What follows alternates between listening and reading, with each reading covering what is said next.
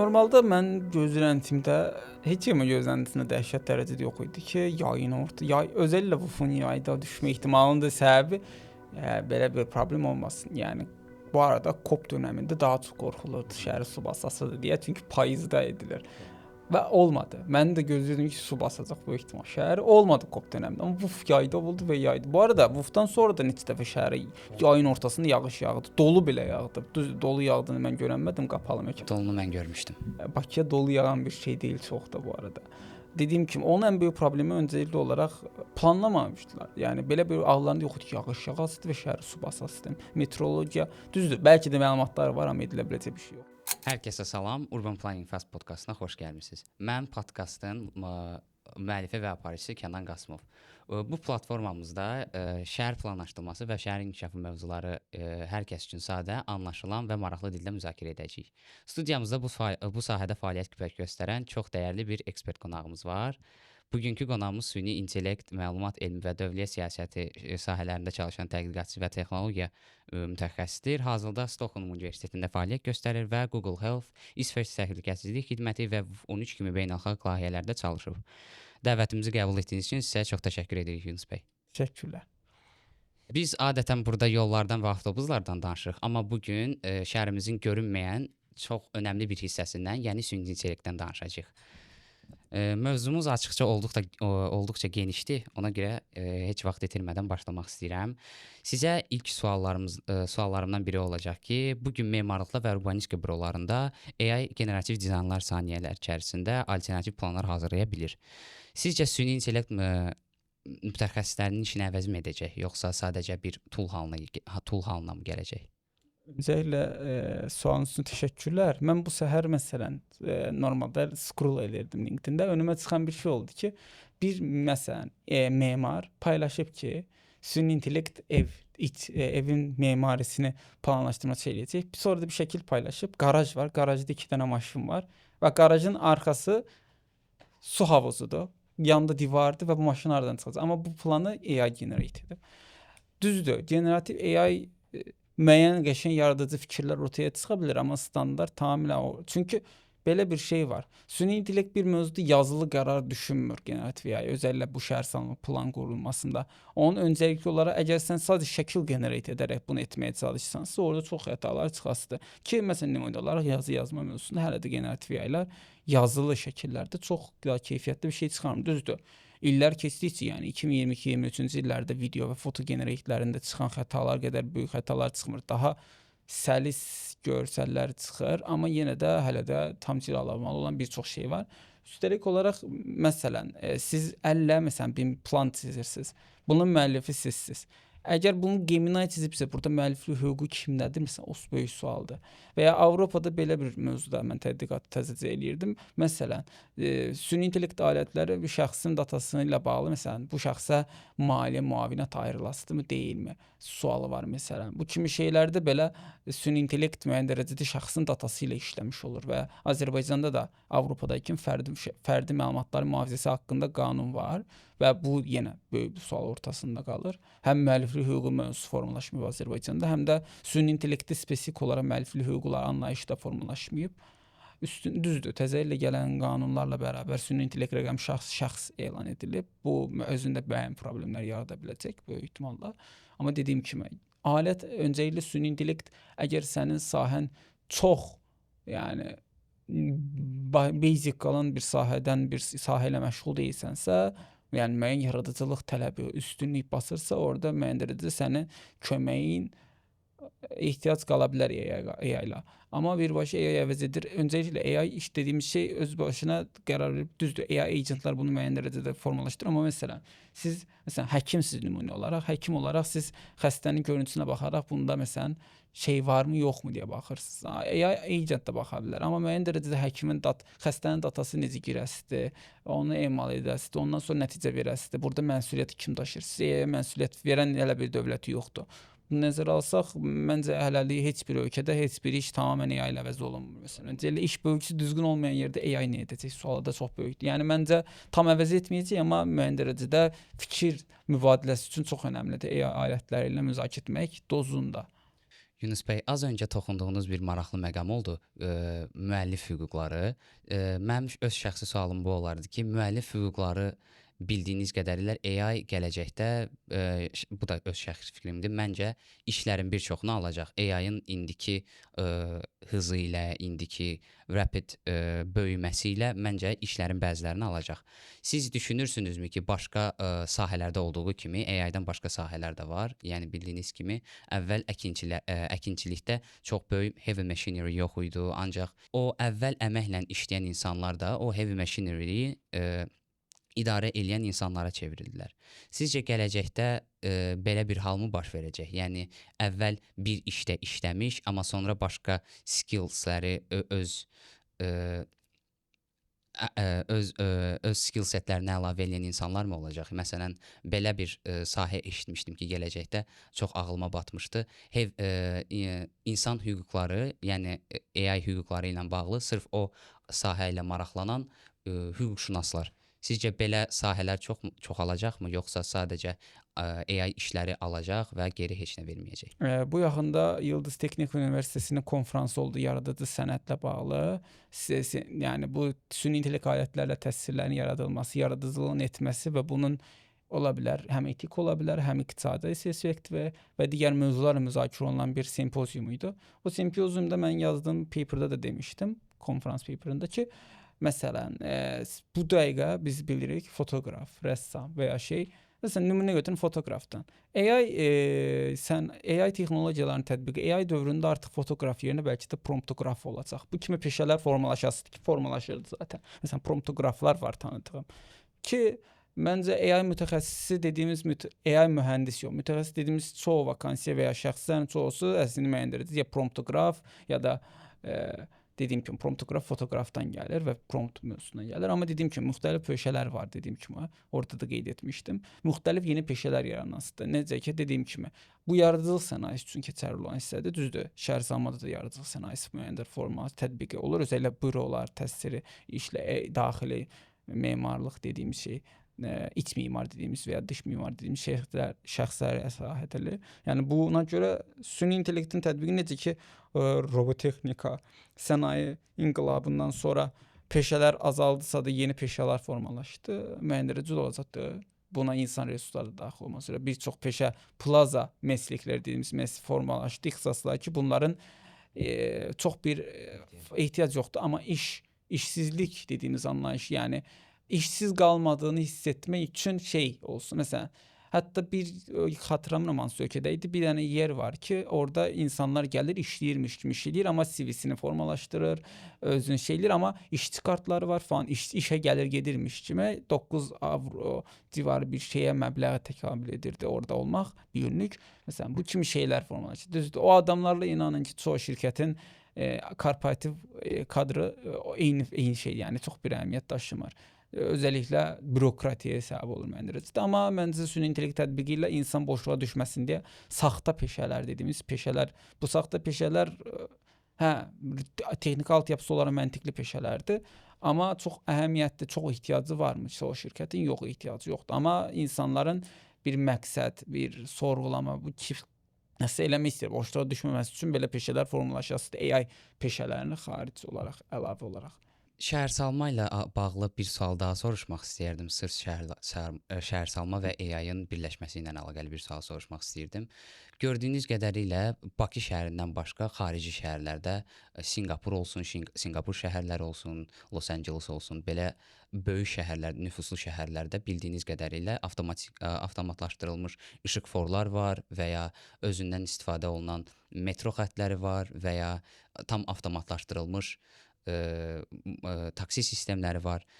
Mənim sualım olacaq ki, sizcə bunun Bakı şəhərlərinə və ya Azərbaycanın başqa şəhərlərinə gəlməmə bloklarından danışmaq istəyirdim. Sizcə o bloklar nələrdir və gələcəkdə bu bir neçə 10 ildə bu texnologiyaları öz şəhərlərimizdə adaptə edə biləcəyikmi?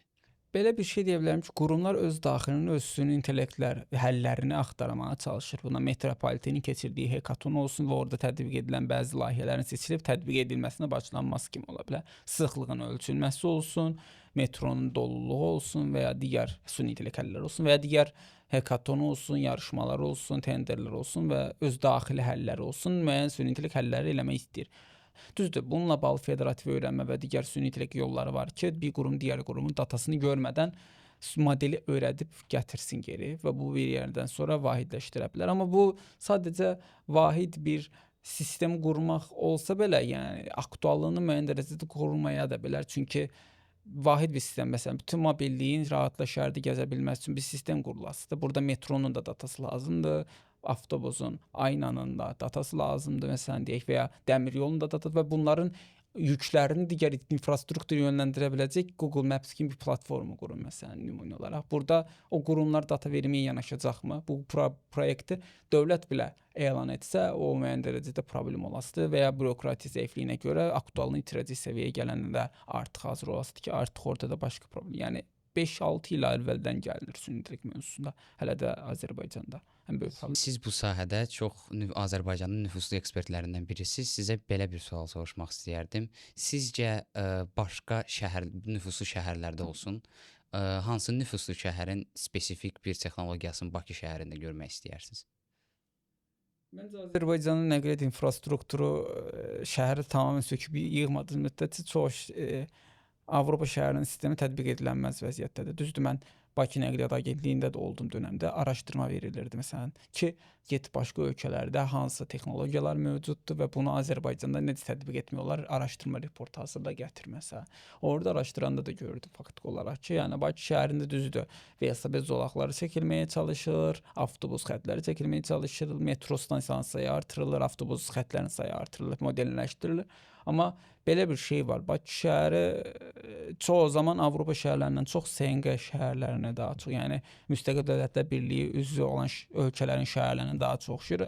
Amma düzdür, burada mənim məsləhətim ola bilər ki, Bakının yükünü azaltmanın yolu təkcə Bakı kimi başqa bir güc mərkəzi formalaşdırmaqdır. Və bu güc mərkəzi bacardığı qədər transit bölgədə olmalıdır ki, məsələn, həmin şəhər, məsələn, deyirlər ki, var da, məsələn, Gəncə, Xankəndi. Deyirəm ki, yəni faktiki olaraq bir insan o elə bir şəhər elə bir şəhər olmalıdır ki, o insan orada özünün şəhərdə olduğunu hiss edə biləcək bütün infrastruktur olmalı. Lazım gəlsə bir neçə universitet olsun, alış-veriş mərkəzləri olsun, yəni iş yerləri olsun ən önəmli olaraq və nəqliyyat infrastrukturu. Yəni sən o şəhəri gəzəndə demə ki, mən Bakıda bu var, amma burada bu yoxdur. Elə bir şey olmamalıdır. Yəni lazım gələndə onun sosiallaşa biləcəyi şəhərdə insan olmalıdır öncəlikli olaraq və o insan yönümlü olmalıdır. Yəni Xankəndiyə gedən birisi bir müddət sonra sıxılacaq. Deyəcək Bakıda bunlar var, amma mən burada bu yoxdur. Bakıdan arxada qalmamalıdır digər şəhərlər. Buna ən yaxın şəhər, yəni Bakıya ən yaxınlaşan Gəncədir. Yəni o da düzdür. Gəncədə olsam mən sıxılmaram müəyyən dərəcədə. Amma müəyyən dərəcədə Gəncəyə aşina olmayan birisi sıxılar. Amma Gəncəli olan birisi mən çox da Bakıyı özləməz məncə çoxu zaman. Ki özlədiyini görməmişəm.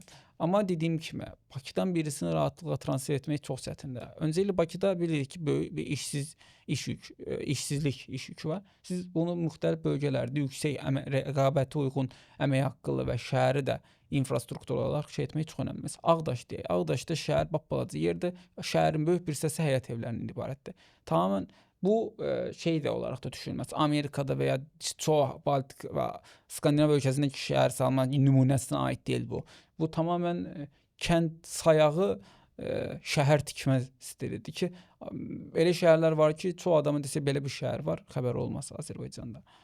Bu böyük problemdir. Yəni Bakıdan başqa heç bir şəhəri tanımayan və ya ələtdən o yanı görməmiş çox adam var. Yəni bu da böyük problemdir. Və ya oxuyur universitet bitdi, işləyəcək, harda işləyəcək? Bakıda. Bakıda işləyəcək. Yox. Onda nə etməlidir? Regiona getmək istəsə, məsələn, MİQ var bu yaxında, o keçiriləcək və MİQ-də çox adam kadr olaraq müraciət eləyir. 85-90 balla bitirib, amma hələ də Bakıda bir məktəbə atanamır və regiona düşür, regiona da getmək istəmir. Böyük bir sual. Və müəllimlər də işdən azaddır. Bu kimi bir çox işsizlik onu tetikləyir və iş olan yerdə də urbanistika oturmalıdır. Bu da böyük problem yaradır. Biz az öncə şəhərlərin fərqlərindən danışdıq. Avropa şəhərləri olsun, Amerika şəhərləri olsun, bildiyiniz qədərilə onların hər şəhər salmaya olan approachları fərqli-fərqli olur. Məsələn, Avropanın dar küçələri olsun və ya Amerikanın daha çox maşın heavy, yəni maşına odaqlanan şəhərləri olsun. Sizcə Bakı kimi şəhərlərimiz olsun, Gəncə kimi şəhərlərimiz olsun, hansı approachu götürsək bizim şəhərlərimizə daha yaxşı olar? Məncə maşın tipli şəhər salma Amerika kimi yerlərdə uyğundur. Çünki orada ərazi böyükdür, əhali azdır, istədiyi qədər genişləyə bilir və həyət evi stilində çoxu şəhərin yaşamağına baxmayaraq yenə də geniş küçələr falan etmək olur. Düzdür, orada müəyyən dərəcədə bireysəllik dediyimiz, yəni individuallıq ön planda olur. Məsələn, Azərbaycan çox individuallıq formalaşmış bir ölkə deyil. Nədir? İnsanların çoxunda o formalaşmayıb. Müəyyən kollektivistlik bu SSR-nin təsirindən də önəmlidir. Yəni belə bir ölkədə tamamilə maşın infrastrukturunu qurmaq, yəni bu dəqiqə Azərbaycanda Bakı maşın infrastrukturu ekolundan qurulub. Yəni siz dəmir yolu öncəlikli olaraq gedirsiniz. Siz Bakıdan bir şəhərə getmək istəyəndə maşınla getməyə öncəlik verərsiniz, yoxsa digər mobillik növlərinə? Əlbəttə maşınınız olsa və maşınla getmə şansınız olsa, sizin üçün ən ucuz maşındırsa onunla gedərsiniz. Və həqiqətən də bu belədir. Məsələn, siz məsələn nümunə olaraq dəmir yolu hər yerə getmir bu arada. Adi mövzu inkişaflar etməyə çalışır, amma hələ də bir insanı Bakıdan Qazaxa getmək üçün dəmir yolunu iqna edəməz. Düzdür. Mən də yoxlamamışam Bakı-Qazax qatarını, amma yoxlamaq istəyərəm. Amma dediyim kimi dəmir yolları da öncəlik olaraq çox köhnədir. Bu da avtomatik olaraq qatarların çox sürətli getməməsinə böyük təsiridir. Yəni mən düşünmürəm ki, o gətirdilər şatıllar çox zəif sürətli gedir ki, onun istehsalatçısı olan ölkə onun cari getdiyi sürətin 2-3 qatı qədər sürətli gedə biləcək dərəcədə formalaşdırıb. Amma onlar 100 km/saatla belə getmirlər. 50 falan, 50-70 arası gedir az qalsın. Bunun səbəbi dəmir yollarının paslı köhnə olması və yeni dəmir yollarını tiksələr yeni regionlara da açılamayacaq və ya Bakı ətrafı, yəni Abşeron dairəvidə də, yəni dəmir yolu ekolu getmək üçün öncəliklə olaraq Azərbaycanın nə qədər faizi, 2-4% falan civarı ancaq nəqliyyat dəmir yolu sistemidir. Yük daşımanı da Azərbaycanda maşın yolu aparırlar. Nəqliyyat infrastrukturu da maşın yolu üstündən gedir. Yəni Amerika deyirsiniz də, Amerikada zaten avtomatik olaraq. Türkiyədə də bu problem var. Məncə Bakının iş yükünü azaltmaq üçün və nəqliyyat infrastrukturu, nəqliyyat mobilliklər arasında transfer edə bilməlidir və dəmir yollarının sayı artmalıdır. Həm Abşeron dairəvi, həm də ölkə daxili dəmir yollarının sayı. Amma bu dəmir yolları da yenilənməlidir ki, sürətli çatdırma önəmli olsun. Yəni, daha öncəlikli olan yerlər var idi, ediləcək. Məsələn, dəmir yolu infrastrukturu artırılsın, metro infrastrukturuna əhəmiyyəti artırılsın. Nəqli avtobus xətlərinin də hər şəhərin hər hissəsinin əl çatanlığı artırılmalıdır. Və dediyim kimi, bu da avtomatik olaraq maşına tələbatı azaldasıdır. Amma maşınları cəzalandırıcı sistemlər Avropada tətbiq olunur. Bu da Azərbaycanda tətbiq olunsun deyəmirəm, çünki çox sürücü bunun həmfikir deyil və hate speech-ə başlayırlar ona qarşı. Ona görə çox deyəməyəcəm, amma faktiki olaraq bunun həll yolunu Avropada bununla tapıblar. Amma dediyim kimi, bir də o əvvəlki suala qayıtsaq, məncə kanalizasiya problemini Avropa və ya xaricdən götürürlər. Düzdür, deyiləcək ki, Avropada sistem belə, Amerikada belə, amma faktiki olaraq oralarda yağış yağdıqda şəhər su basmır, yəni. Və ya basırsa belə çox zəif miqdarda basır. Yəni Bakıda ümumiyyətlə burada kanalizasiya probleminin birinci dərəcəli problemi ola bilər hadisədə olsun, amma ikinci dərəcəli problem vətəndaşın özündədir. Zibil hara gəldi atır və kanalizasiyanın içinə təmizləyən vaxtı kanalizasiyadan çox zibil paketləri və ya zibillər çıxır. Bu da böyük problemdir yəni. Az öncə bir məqama toxundunuz, maraqlı bir məqama toxundunuz. Azərbaycanın su basma problemi, spesifik olaraq Bakının su basma problemi. Mən özüm də bildiyiniz qədərilə WUF 13 tədbirində iştirak eləmişdim, orada könüllü olaraq iştirak eləmişdim. Orada bizə yadımdadır, ilk günündə, o könüllülüyün ilk günündə bizə ora gəlməməyimizi tapşırmışlar, çünki arenayı su basmışdı. Sizcə belə problemimizi international arenada üzümüzə vurulması sizcə bizə yaxşımı bir məqam oldu? Həm də Azərbaycanın, necə deyim, Bakı şəhərimizin su basma problemini hansı texnologiyalarda, xaricdə olan hansı texnologiya var ki, Bakıda yoxdur, istifadə oluna bilər? Normalda mən gözləntimdə heç kimin gözləntisində dəhşət dərəcədə yox idi ki, özəllə WUF-un yayda düşmə ehtimalının da səbəbi belə bir problem olmasın. Yəni bu arada COP dönəmində daha çox qorxulurdu şəhəri su basasıdır deyə, çünki payızda edilir. Və olmadı. Mən də gözləyirdim ki, su basacaq böyük ehtimal şəhəri. Olmadı COP dönəmində. Amma Vuf yayda oldu və yaydı. Bu arada Vufdan sonra da neçə dəfə şəhərə yayın ortasında yağış yağdı. Dolu belə yağdı. Düz dolu yağdığını mən görənmədim, qapalı məkandaydı. Dolunu mən görmüşdüm. Bakıya dolu yağan bir şey deyil çox da bu arada. Dediyim kimi onun ən böyük problemi öncəlikli olaraq planlamamışdılar. Yəni belə bir ağlarında yox idi ki, yağış yağasıdır və şəhəri su basasıdır. Meteorologiya düzdür. Bəlkə də məlumatlar var, amma edilə biləcək bir şey yoxdur. Amma bu da özü bir şeyində məsələn mən həmin gün bu arada magistr imtahanı vardı ikincisi. Və o da ayrı bir problem idi. Şəhər infrastrukturu zaten bir-birinə girmişdi. Hamı maşınla uşağını zaten yağış yağır. Dim yatıb və dim məlumat vermir ki, imtahanı ertələyirəm.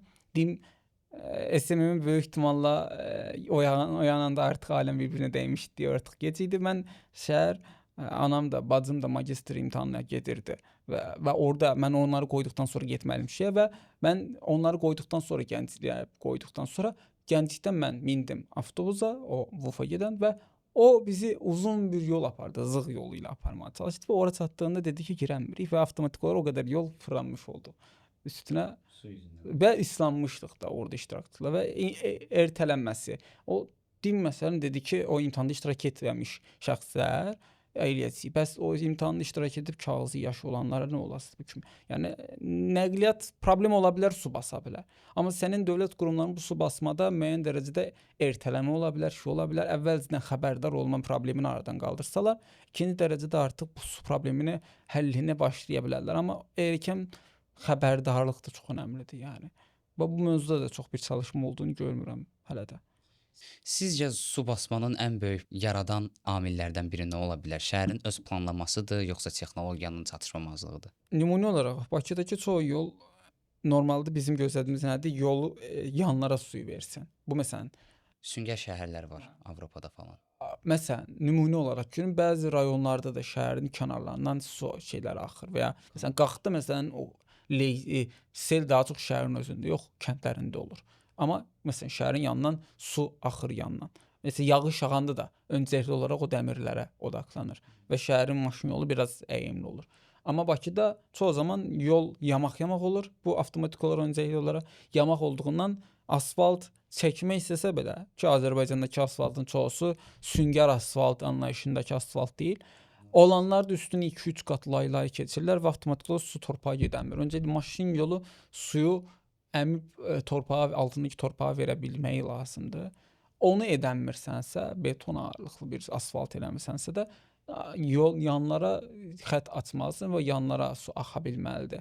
Və kanalizasiyanın özünü ayrı bir məsələ olaraq qeyə bilərəm, amma dediyim kimi şey yoxdur problem. Maşın yolu belə suyu təxliyəsi üçün əhəmiyyətli rol oynaya bilmir. Üstünə Bakıda asfaltlanmamış torpaq və çınqıl daşla dolu yollarda ümumiyyətlə o sel, yəni mən o su olan vaxtı o selin davamı olan gündə belə mən dizimdən yuxarıya qədər suya batmışdım bir yerdən keçəcəykən. Ki yəni o qədər su formalaşmışdı. Bunun səbəbi də yolların çox keyfiyyətsiz olması. Asfaltlı yolda elə bir yerlə qarşılaşmışdım. Asfaltlı olmayan yolları heç təsəvvür edəmirəm. Amma dediyim kimi o problem aradan qaldırılmalıdır. Əməlli yolun suyu təxliyə etməyə əlverişli olmalıdır. Bir neçə yol var, yəni şans çoxdur. Yəni ən azından birini tətbiq edib müəyyən dərəcədə yüngülləşdirə bilərdi. Heç biri tətbiq edilmədi. Drenajlarla, təxliyə boruları ilə suyun təxliyəsi belə bir çox yavaş oldu. Xeyli vaxt aldı, bəli. Senariyalı bir sual vermək istəyərdim. Sizi Azərbaycanın texnologiya üzrə maraqlanan baş qurumunun başına qoyurlar, oranın idarəçisi olaraq qoysalar, ilk eləyəcəyiniz proyektlərdən biri nə olardı? Böyük ehtimalla ilin nə zamanına düşdüyü önəmlidir. Əgər ilin hesabat ili düşməsi və büdcənin təzədən formalaşdırılması, hesab veriləri büdcə istənməsi dönəminə düşmədiyi müddətcə mənim ora gəldiyimdə ilk icra edə biləcəyim heç nə yoxdur. Çünki çoxu adamın fərqi olaraq birisi bir yeri qurmaq. Mən deyək, mən RİN-in naziri, yəni rəqəmsal inkişaf və nəqliyyat naziri oldum deyək. Öncəlikli olaraq mən olan ilin sonundan hesabatını görməliyəm. Mən öncəlikli olaraq araşdırmalıyam, nələr tətbiq ediləcək, nələr ağlında var və ya digər ekspertlər, universitetlərdə araşdırmalar nə deyir, ən böyük problemlər nələrdir. Bunların hamısının detallı araşdırılıb, ilin sonunda yeni büdcə istənməsi dönəmində nazirliyə ayrılacaq. Büdcənin istənilməsinə formalaşdırıb büdcəni yollayıb, o büdcə əldə edildikdən sonra artıq bir şey edilə bilər. Hə, düzdür. mən RIN-in başında olsam mən şəhər tikdirənmərəm. Çünki bu müəyyən dərəcədə texnologiya mövzusuna bağlı olan şeydir. O ola bilər ki, məncə süni intellektlə bağlı müəyyən qanunvericilik formalaşdırılmasının sürətləndirilməsi ola bilər. Digər qurumların texnologiya infrastrukturunun qurulması ilə bağlı düzdür maarifləndirmə aparılır, amma çox da aparılmır. Dövlət qurumlarının süni intellekt kadrlarına cəlb etməsi öncəlikli ola bilər və süni intellekt mühəndisliyi və digər törəmə sahədə tədris edən qurumların Təhsil Nazirliyi ilə birlikdə akkreditasiya edilməsi və köy-körünə süni intellekt data scientist və digər AI engineer, ML engineer falan yetişdirilməsi yerinə daha nizamlı, daha standartize edilmiş əmək bazarının istədiyi bir şey. Məsələn, İDDA-da siz süni intellekt mühəndisi gəlmişsiniz, sizdən Java backend istəyirlər, amma kurslar Java backend keçmir o engineerə. O zaman nə olasıdır? Yəni sən dövlət qurumu olaraq və digər qurumlar olaraq belə bir tələb verirsiniz, siz bu tələbinizdən kursların xəbəri yoxdur. Bəlkə belə bir tələbi standartlaşıb varsa, niyə akkreditasiya edemirsiniz? Bunu kurikulum standartizasiya edilməlidir. Yəni sadəcə kurslar dövlətdən körü-körünə pul alıb, kadrlardan əlavə olaraq kadr yetişdirilməsinin öncəlik verilməsi ilə olası bir iş deyil məncə. Həmçinin Azərbaycanda süni intellekt yönümlü ixtisaslar, burada direkt AI engineer və ya AI üzrə ixtisas açmaq təhsil yox. Alt yapısı da dolu olmalıdır. Məsələn, bakalavrlarda süni intellekt dərsi keçir. Çoxu süni intellekt dərsi keçən müəllimi data scientist belə deyil. Çoxusu data analitikdir və Python data analitik də deyirlər. Power BI ilə dashboard bəzəyirlər o qədər. Yəni bundan ötə bir şey yoxdur. O AI mütəxəssislərinin yetişdirilməsinin və mühəndislərinin müəyyən bir standartizaya bağlanmalıdır. Universitetdə tədris artırılmalıdır. Rəqabətə uyğun olmalıdır. Sadəcə ənənəvi oturaqlı sahə yox, fərqli sahələrdən də.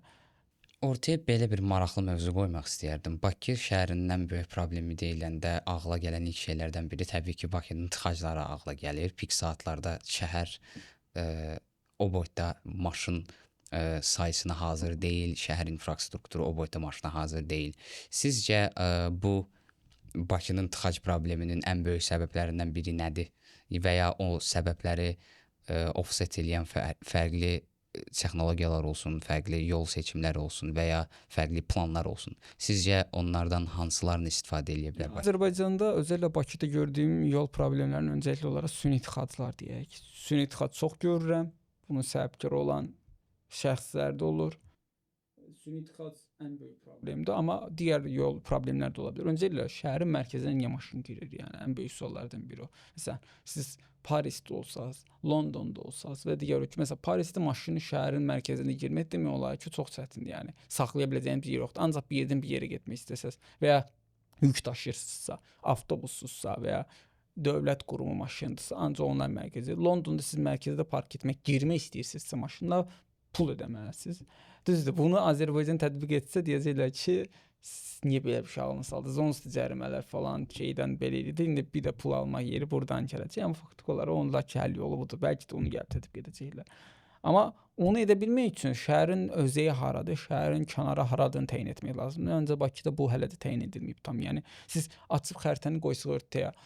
Bakının mərkəzi hansı hissədir, Bakının ətrafı haradır? Parisdə də Parisin şəhərin kənarı dediyim qəsəbələrini demirəm. Hələ şəhərin içindəykən mərkəz və kənar xəttləri müəyyənləşdirilməyib hələ. Ola bilər Nərimanov ətrafını mərkəz qoysun. Mən Nərimanov ətrafını yox da şey götürərdim daha çox. Nizam, İçəri şəhər tərəflər. İçəri şəhər, bu kimi bölmələr daha çox maşın girməsinə imkansızdır. Çünki orada dar küçələrdir. Dar olmayan küçələrdə belə zaten məhəllə arasıdır. Mən Azərbaycanda məhəllə arasında hələ də niyə 5 kilometrin üstündə sürətləri qət edən maşınlar olduğunu anlaya bilməmişəm. Məhəllə arası və məhəllə içi fərq etmir. İkisində də çox sürətli sürürlər. Piyada keçid anlayışı formalaşmayıb. Bu sadəcə maşınların xətası deyil. Piyadalar da maşın yolundan piyada keçidindən keçmirlər. Yerüstü keçid anlayışı məncə Azərbaycan üçün çox yerüstü keçid açılmamalıdır deyə bilərəm çoğu zaman. Yəni məsələn magistralda yeraltı keçid açsan onlar insanlar üçün daha okey ola biləcək bir şeydir. Yerüstü keçid nə qədər insan məsələn magistral yolunu yerüstü keçiddən keçmək istidən ölməklə eyni şeydir. Yeraltı keçiddə sərinləşdirə bilirsən. Yerüstü keçiddə o çox oturmuş bir şey sistem deyil, ağzı açıqdır. Yeraltıda biraz o sərinliyi saxlaya bilirsən. Plus da məncə magistral yolunu yeraltı keçid açamayacaq dərəcədə bərbad bir yer şey yoxdur məncə. Onu o vaxt ola bilər ki, sən şəhərin yer altına açamazsın. Orada bir infrastruktur gedir, kanalizasiya gedir. Mən açamaram deyə biləcəyim bir şey yoxdur məncə magistralda özəlliklə. O da açılmalıdır və ya şəhərin giriş-çıxış, şəhərin iç giriş-çıxış nöqtələri də çox tıxac səbəb olur. Məncə maşın sürməyin azaltsaq, məncə müəyyən dərəcədə ola bilər. Amma bunun üçün ictimai nəqliyyatın qiymətləri ucuzlaşmalıdır. Siz az öncə belə bir məqama toxundunuz ki, şəhərləri piyadalara daha çox vermək lazımdır. Şəhərin ortalarını, Bakı kimi şəhərin ortalarını, içəri şəhər olsun, Qız Qalasının qabağını mənim fikrimcə daha çox turistik bir alana gətirmək lazımdır. Oradakı magistral yolu piyadalara daha çox vermək lazımdır. Sizcə buna addım atmaqda qurumlar nə etməlidir? Niyə? Çünki Paris kimi şəhərə toxundunuz. Paris kimi şəhərə maşınla Eyfel qülləsinin yanına getmək biraz absurd dərəcədədir. Oranı daha çox piyadalara verdiyini zənn edirəm. Bu Azərbaycanda da belə praktikalardan istifadə edilsinmi, yoxsa Azərbaycan kimi ölkəyə çox absurdmu olar o? Belə bir şey deyim ki, içəri şəhərin özünün içində siz rahatla maşın sürə bilməzsiniz. İçəri şəhər sakin olmalısınız öncəlikli olaraq və ya hər hansı bir ticari maşın dediyimiz tipdən maşın olmalıdır. Sizdə 2 səbəb olsun içəri girməyə. Onun xaricində içəri şəhər içində zaten maşınla gəzə bilməzsiniz. Heç bir nöqtəsində zaten şlaqbaumlar qoyulub. Mən dediyim şey özəlliklə içəri şəhərin ətrafında məsələn deyək. Nizami bölgəsində çox bir dənə düzdür. Parkın ətrafı mənim maşın yolu genişdir falan da məhəllə içində maşın saxlama hissəsi ayrı bir dərddir. Məhəllələrin sökülüb, hansı məhəllədə sökülməyəsi bilinmir və ya eyni şey Nizamidən əlavə olaraq 28 üçün də keçərlidir. 28-də tələbələr, maşını olan tələbələr harda gəlib saxlayasıdır sual. Düzdür, metronun 28 metrosunun önündə park açılıb, piyada əlverişli, ancaq ictimai nəqliyyat gedə bilər, okey də. Maşını kənarda saxlayıb şəhərin içinə girmək üçün motivasiya olmasa, dediyim kimi şey məsələsi var. Siz Parisdə maşını kənarda saxlayıb ictimai nəqliyyatdan daha ucuza və ya ödənişsiz istifadə edə bilərsiniz. Bu avtomatik olaraq sizin maşının içəri girməməsi üçün bir səbəbdir. İctimai nəqliyyatın yük daşıma qabiliyyəti, insan daşıma qabiliyyəti artırılmalıdır ki, məsələn, xəttlərin ayrılması deyilir. Bu müəyyən dərəcədə yük azalda bilər, amma məncə zaten Bakı şəhəri 6 milyon insan daşıya biləcək gücdə deyil, maksimum 2 milyon, 3 milyon. 2 milyon, 3 milyonda da ki 3 milyon absurd pik nöqtədir. 2 milyon da stabildir, 1 milyon mükəmməl saydır. Yəni 6 milyon insan daşıya biləcək qədər yükdə deyil Bakı. Düzdür, universitetlərin çoxu burdadır, xarici.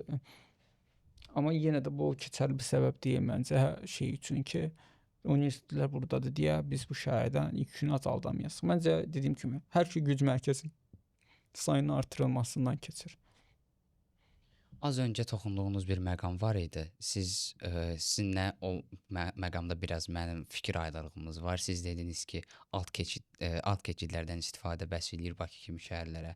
Amma mən onun tərəfdarıyam ki, əslində maşınlardan çox öz şəxsi fikrimdir bu. Şəhərləri faiz olaraq götürsək, bu dəqiqə hal-hazırda Bakı şəhərini belə götürərik biz. 30% piyadalara verilib, 70% də maşınlara verilib. Mənim şəxsən istədiyim ideal rəqəm 60% piyadalar olmalıdır, 40% də nəqliyyat vasitələri olmalıdır. Razı olmadığınız bir məqam varmı? Belə bir şey deyim ki, Bakıda 6 milyona yaxın insan var. Bu qeydiyyata düşmüş, qeydiyyatda olmayan faktiki olaraq Bakıda olan insanlarla bərabər. Və bu 6 milyon insana paralel olaraq 4 milyona yaxın maşın var. 4 milyondan hətta fazla. Çünki adamın bir neçə maşını ola bilər, ticari maşınları da mən o içinə sayıram və avtobusları saymasam belə yenə də bu rəqəm bu qədərdir. 4 milyona yaxın maşın var, 4-5 milyon və 6 milyon insan var. Siz burada yəni bu avtomatik belə düşür ki, adam başına bir maşın düşür. Belə bir olduğu halda qoy deyək ki, bu hər adam ancaq bir maşınla yola çıxa biləcək və maşın olmayan maşın yola çıxmayacaq. Bu yenə də 4 milyon maşının 2 milyonun şəhərə çıxması deməkdir. Bu da ki, yenə 1/3 deməkdir. Ki, bu adamlar da şəhərə çıxarkən bir evdən 4 nəfərin maşını, 4-ünün də maşını varsa 4 maşın çıxmasıdır ki, yəni bu da avtomatik o izah verir məncə ki, 2 milyondan da çox olacaq.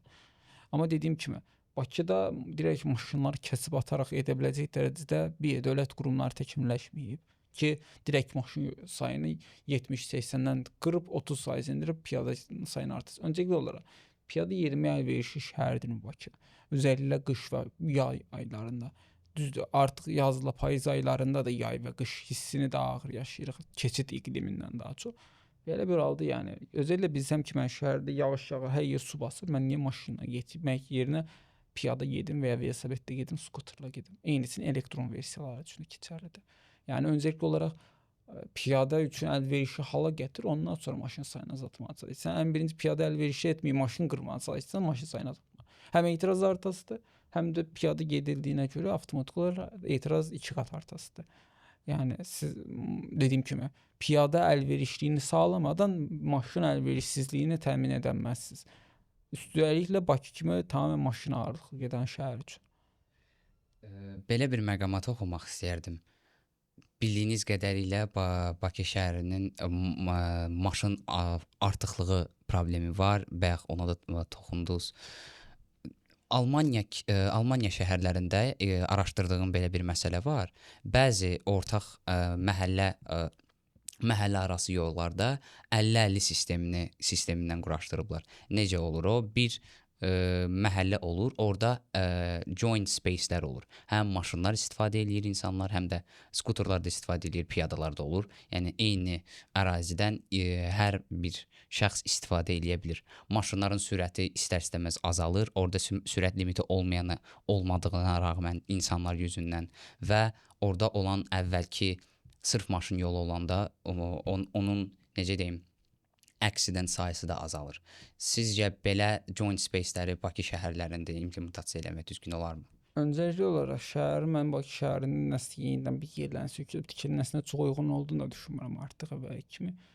Hara sökəsən, hara daşıyasın. Zaten sökülən yerlərdə insan daşımasında böyük şikayətlər, problemlər olur. Məncə Bakı şəhərinin bir yerini söküm də bu yerini bir şey tikim dən keçib artıq müəyyən dərəcədə. Ona görə deyirəm. Bakının artıq həll yolu Bakının gücünün başqa güc mərkəzlərinin tökülməsi. Başqa bir ehtimal yoxdur əvvəlki kimi.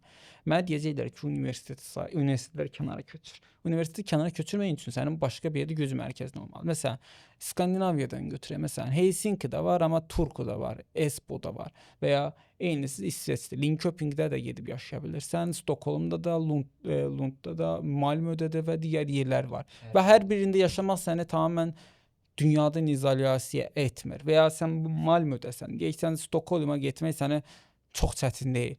İşin var mı Stokholmda, məsələn bir nazirliyə gedəsən Stokholmda və ya bir quruma gedəsən, sənin 1-2 saatını belə almır. Çünki nəqliyyat şəhərlər bir-birlərinə bağlıdır. Məsələn sən oxuyursan deyə Xankəndidə, amma sən Xankəndidən Bakıya təxminən 2-3 saata çata bilirsən. Belə olduğu halda sən Xankəndidə oxumaq sənə çox gözə batmayasın əvvəlki kimi. İstirahəti Bakıya 2-3 saatda Bakıya gedib 1-2 həftə sonra Bakıda qalıb, həftə içi yeni keçirə bilərsən və istədiyim vaxt mən istəyirəm gedim Mingəçevirdə su anbarının ətrafında piknik eləyəm və ya gəzəm orada. Və ya deyəsən ki, mən bu payız tətilimi, payız istirahətini bir həftəlik istəyirəm edəm Lənkəranda. Şəhərlər arasında dəmir yolu əlaqəsi gücləndirilməlidir ki, o güc mərkəzlərini yarada biləsən. Yəni o Çin kimi şəhərlər arasında məsafə dəmir yolu ilə 1 saatı belə keçməməlidir ki, bir-birləri arasında 1-2 saatı. Burada mən dediyim Xankəndi, Bakıya sadə demirəm. Mən Xankəndi, Şuşa olsun və ya Xankəndi digər qurumlar olsun, bunlar arasında dəmir yolu bağlantısı qurula bilməlidir. Dağlıq bölgələrdə müəyyən dərəcədə bir mərkəz yaradıb onun altında paylaşıla bilər, tunellər yaradılır. Amma məncə Aran bölgəsində dəmir yolu inşa etmək çox çətin olmayasıdır. Dağlıq bölgə olmadığı üçün çox dəhşət. Yəni dəmir yolu əlaqəsi qurulmamış, sən güc mərkəzinin sayını artıramazsan. Ən böyük problemlərdən birisidir. Mən bir şey də qeyd eləmək istəyərdim. Belə bir ölkə tipi var. Sırf bir şəhərinə və ya 2 şəhərinə daha çox infrastrukturun 1 və ya 2 şəhərdə olduğu ölkələr var. Azərbaycanda bildiyiniz qədərilə o ölkələrin sırasındadır. Bakı şəhəri hiss olunan qədər digər şəhərlərimizdən infrastrukturu daha güclü bir şəhərdir. Mənim şəxsi fikrim odur ki, Azərbaycanı digər ölkələrdən ayıran şey odur ki, Bakı şəhəri böyüyə bilmir. Elə şəhərlər olanda fərqli ölkələrdə vaxt getdikcə o şəhərlərin necə deyim, sınırları artır. Amma Bakının belə bir problemi var ki, bir tərəfdən Xəzər dənizi olduğu üçün Xəzər dənizinə tərəf və dənizi qurudub təbii ki, o tərəfə expand eləyə bilmir. Sadəcə bir tərəfə expand eləyə bilir. Yəni expansion'ın 50%-ni kəsiblər oradan. Sizcə bu problemi, bu böyükmü problemdir Bakı üçün və o problemi aradan qaldırmaq üçün nə etmək lazımdır? Çünki Bakının daha çox infrastrukturun Bakıda olmasının səbəbi məncə pis bir şey deyil. Niyə? Çünki vaxt getdikcə normal şəhər kimi olsaydı, yanında böyük bir su hövzəsi olmasaydı, vaxt getdikcə o şəhər böyüyərdi və əhatəsinə infrastrukturun altına daha çox ərazi götürərdi. Məncə Bakının sahəsi düzgün şəhər qurulsa lazım gəlsə 10 milyon insan da daşıyar. Bakının ərazisi düzgün qurulsa şəhər 10 milyon olmasın, lap deyə 6 milyon rahatlıqla daşıyar. Əhali sayı yavaş artmır. Yəni əhali sayı çox yüksək, hətta kubik səviyyədə artır, kvadratik və ya kubik səviyyədə. Amma iş görülməsi linear artır. Yəni eyni tempdə davam edir. Ona görə dedim ki, Bakının güc mərkəzi başqa yerə getməsi haric Bakının qurtulma şansı yoxdur. Çünki sən Bakıdakı əhalini 6 milyondan 1 milyona endirə bilsən və sonra Bakı şəhərində o yaşayış olmayan hissələri söküb yavaş-yavaş şəhərə adam içinə çıxarıla biləcək hala gətirə bilərsən. Yunus bəy, maraqlı cavablarınız üçün sizə çox təşəkkür edirik. Bu günlük sizə əslində sualımız çox da qalmadı. Bütün necə deyim, problemlərimizin hamısına, ağlımızda olan problemlərimizin hamısına cavab tapa bildik. Hörmətli dinləyicilər, artıq epizodumuzun sonuna gəldik. Ümid edirik ki, bugün söhbətə sizi süni intellektin şəhərlərin inkişafı rolu barədə yeni baxış bucaqları qazandırdı və düşünmək üçün maraqlı mövzular təqdim etdi. Sizin izlədiyiniz üçün çox təşəkkür edirəm. Yunus bəyə qatıldığı üçün çox təşəkkür edirəm. Bugün süni intellektin şəhərin gələcəyini necə formalaşdıra biləcəyini müzakirə etdik. Şəhərlərinizi sevin, texnologiyaları izləyin və unutmayın, ağıllı şəhərlər təkcə alqoritmlər deyil, insanlar qurur. Növbəti epizodlarda görüşənədək.